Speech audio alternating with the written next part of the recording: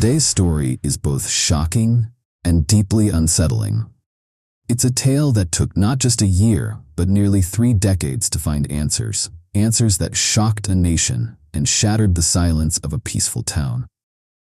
This is the story of a 21-year-old nun, Sister Abhaya, whose brutal murder in 1992 remained unsolved until December 2020. Let me take you back to where it all began. The year is 1992, and the quiet town of Kottayam, Kerala, lies tucked amidst lush greenery and serene landscapes. Known for its deeply rooted Christian communities, this town was dotted with churches and convents. These places weren't just buildings, they were the heartbeat of the people, the center of their lives. One of these sanctuaries was the St. Pius X convent. It wasn't just a place of prayer, it was also a hostel, a safe haven for young women pursuing education and faith. Among them was Sister Abhaya, a vibrant 21-year-old woman who had devoted herself to God and a life of service. Sister Abhaya was like any other student. She had exams coming up and wanted to do her best. Determined and focused, she decided to wake up early to squeeze in some extra study time. That night, she set her alarm, said her prayers, and went to bed. Now imagine this. It's 4 a.m. The world is still cloaked in darkness. Abhaya wakes up, perhaps a little groggy, but determined. She greets a few friends, then settles at her desk, her books open before her. The convent is silent, except for the faint rustling of pages, but after a while she feels the need for a quick break. She leaves her books behind and heads to the kitchen. Maybe she wanted to grab some water or perhaps splash her face to stay awake. What happened next is a mystery, one that would haunt this convent, this town, and the nation for decades.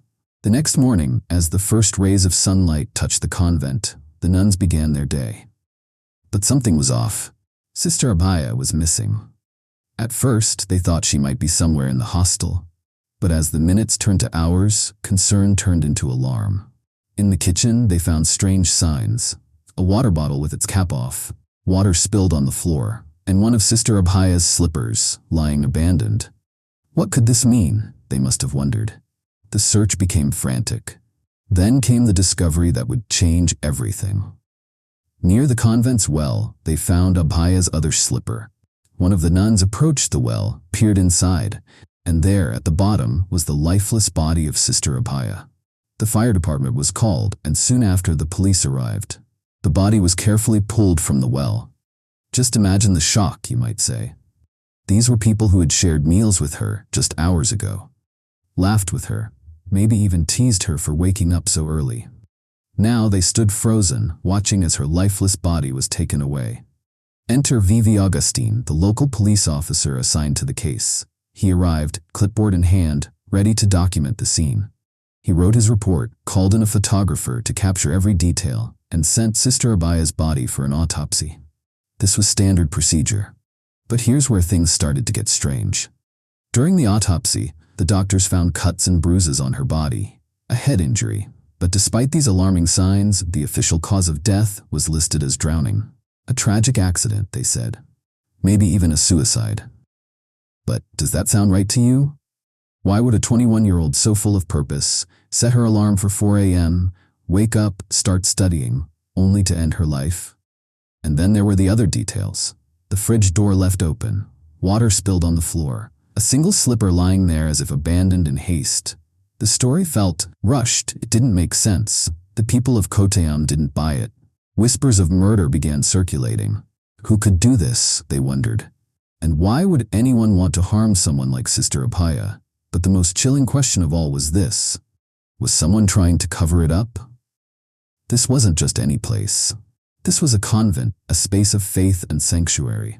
A place where hundreds of girls came to study, to connect with God, to find peace. The idea that something so dark, so horrifying could happen here, it shook the community to its core. And as the days turned to weeks, suspicion grew. This wasn't just a tragedy. This was the beginning of a mystery that would take 28 years to solve. What do you think happened that night?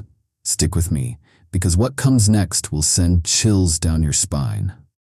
This is where the story takes a darker turn, one that reveals just how difficult justice can be, when the truth is buried under layers of mystery and resistance. In the wake of Sister Abhaya's death, the people of Kottayam were desperate for answers. The initial investigation had failed to convince anyone, so an activist named Joan Punapurkal stepped forward. He formed a committee determined to uncover the truth and seek justice for Abhaya. Their efforts bore fruit on April 16th, when the case was handed over to the crime branch. For months, the crime branch worked on the case. At the end of their investigation, they released their findings. They claimed that Sister Abhaya's death was a suicide. Suicide, you might ask? How could they have come to this conclusion? By then, Sister Abhaya had already been buried, and her clothes, critical evidence, had been destroyed. Little medical evidence remained. To the people of Kerala, this report felt rushed, incomplete. And as you can imagine, it didn't sit well with the nuns, the community, or the media. The case became a major topic of discussion. The media was ablaze with stories. People across Kerala began to theorize about what might have happened. Some pointed fingers at specific individuals, others whispered about a conspiracy. Meanwhile, the nuns at the convent grew increasingly frustrated. Pressure mounted, from activists, the media, and society at large. This growing storm eventually forced the case to be handed over to a higher authority. Enter the Central Bureau of Investigation, CBI, who took over with a promise to dig deeper. With a fresh perspective, the CBI started to re-examine the evidence and interview old witnesses. For a while, it seemed like progress was being made, but then something truly unexpected happened. In 1994, 2 years after Abhaya's death, the case was rocked by a revelation no one saw coming. A CBI officer named Varghese P. Thomas called a press conference. Standing before a room full of reporters, he dropped a bombshell. He had been under pressure to declare the case as a suicide. Let that sink in for a moment. An officer investigating a young woman's suspicious death was pressured to close the case with a conclusion that didn't add up. And Thomas? He couldn't stomach it. He resigned from his job nearly 9 years before he was supposed to retire. You can imagine the chaos that followed his statement. The case was back in the spotlight, bigger than ever. People began to question everything. Who was exerting this pressure? Why? And most importantly, why was Sister Abhaya's case proving so difficult to solve? The CBI pressed on, even as suspicion and frustration grew. They tried to recreate the circumstances of Sister Abhaya's death with dummy tests. A doll, the same size and weight as Abhaya, was thrown into the well in various ways. The team carefully studied where the dummy got injured and compared those findings to the injuries found on Abhaya's body. But despite their efforts, the results were inconclusive. No clear answers emerged. By 1996, the CBI submitted a report. Their conclusion? This case should be treated as a murder. But they added that, despite their best efforts, they couldn't find solid evidence pointing to the killer. This was 4 years after Abhaya's death, and still, no one had answers. The case refused to rest. The nation demanded justice, and yet justice seemed elusive. The court rejected the report, and the investigation changed hands once more. A new CBI team was assigned, and their findings were equally damning. By 1999, 7 years after Abhaya's death, they concluded that her death was indeed a murder. This time, they backed up their claim with stronger evidence. A group of 3 doctors re-examined the original post-mortem findings. Their analysis uncovered several injuries on Abhaya's body, injuries that the original report had failed to mention. These injuries strongly suggested foul play. But that wasn't all. As investigators reviewed the case, they found alarming discrepancies in how evidence had been handled. Abhaya's clothes had been destroyed. Her diary? Gone. Witness accounts? Contradictory. It was as though someone had gone to great lengths to erase critical clues. And yet, the truth had a way of clawing its way to the surface. Investigators discovered that, on the day of Abhaya's death, many nuns at the convent had noticed unusual injuries on her body. Even Officer V.V. Augustine, the man who first documented the scene, had called a photographer to take detailed pictures. Those photos revealed marks on her body that were completely absent from the original postmortem report. Despite all this, the question of who committed the murder remained unanswered. The CBI's frustration boiled over in their 1999 report. We know this was a murder, but we still don't know who the killer is. And once again, the court refused to accept their findings. The case was reassigned again in 2005, and yet another investigation began, but the cycle repeated itself. Evidence was inconclusive, and the court was dissatisfied with the findings. By this point, more than a decade had passed since Sister Abhaya's death. Activists were furious. Conspiracy theories ran wild. Media outlets reported on the case constantly, speculating about powerful forces pulling strings behind the scenes. It seemed as though the truth would never come out. But in 2007, 15 years after that fateful night, the story took another shocking turn. A witness emerged, bringing with him a key piece of the puzzle. And who was this witness? Not a police officer. Not a nun. Not even a member of the community. It was a petty thief named Duka Raju. You won't believe what he saw. Now here's where the mystery unravels, when a petty thief brings the case to life. In 2007, Duka Raju, a man with a history of petty theft, came forward with a story that would send shockwaves through the investigation. He admitted that on the night of March 27, 1992, he had snuck into St. Pius X convent to steal copper rods and wires from the roof. But instead of carrying out his crime unnoticed, Raju witnessed something so disturbing that it haunted him for years. According to his testimony, Sister Abhaya had accidentally stumbled upon 3 individuals in a compromising situation: Father Thomas Couture, Sister Sephi, and Father Jose Puthrakayal. The trio, panicked and fearing exposure, attacked her to silence her. Raju described how Sister Sephi grabbed an axe from the kitchen and struck Sister Abhaya on the head, rendering her unconscious. Together, they dragged her body to the well and disposed of it in an attempt to cover up their crime. Imagine the courage it must have taken for Raju to come forward, knowing his own criminal record would be scrutinized. As shocking as his account was, it wasn't without challenges. The defense attorneys immediately pounced on Raju's credibility, highlighting his history of theft and criminal activity. "How can we trust a thief?" they argued. But Raju stood firm. He openly admitted his past crimes, insisting that his testimony about Sister Abhaya was the truth. His persistence paid off.